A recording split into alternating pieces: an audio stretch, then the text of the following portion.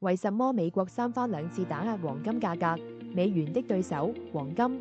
首先，美國一直在無限的印刷鈔票，但是鈔票印刷過多就會導致通貨膨脹、貨幣貶值，而且只要用印來的紙就能換來全國各地的商品，還要讓全球貨幣貶值。但是你會發現一個現象，世界各國國家會有自發的不停的買入美元和美國國債。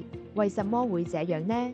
因為美國欠世界各國的美元太多了，如果停止購入美國國債，美元則會快速貶值，由美元變成一張不值錢的廢紙，而這時候各國家購買的美國國債就變得一文不值了，各國經濟也會崩潰。只有不停的買入美國國債，讓美國國債顯得非常搶手，這才能使自己手裏的美元和美國國債是有價值的。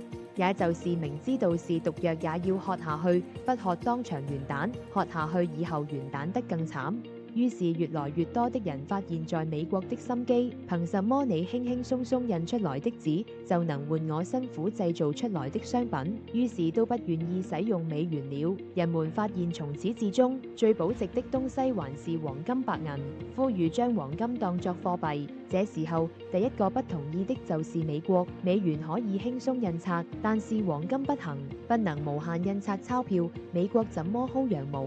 怎麼讓美元保值呢？就只能讓黃金顯得不值錢。於是美國等西方國家開始拋售黃金，只有供大於求，黃金價格就會下跌。於是每年將上百噸黃金拿到市場虧本大出賣，單英國一個國家每年就出賣400噸，所以黃金價格波動有一部分是被這種國家操縱的，但是黃金價格總體還是不斷上漲的。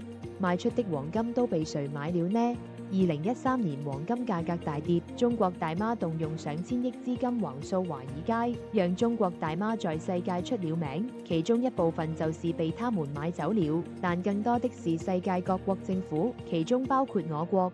但是想想，狡猾的西方國家會那麼蠢，直接把黃金虧本賣給你嗎？當然不會。被西方國家操縱的黃金，世界上主要儲存黃金的地方只有紐約銀行金庫和英格蘭銀行金庫。如果你要買黃金，他們是不會給你實物的，只會給你發一張憑證。即使是國家之間的大宗買賣，也不會讓你把黃金帶走，只是由銀行工作人員重新給金條打上標籤，表示這個黃金是你的了。但是仔細想想，美國、英國每年都在拋售黃金，但是發出去的只是一張紙，久而久之，發出去的憑證越來越多，會不會已經遠超於地下的金庫的數量？如果是真的，那麼手裏的美元和黃金憑證都會變成廢紙，那將會是世界性的金融危機。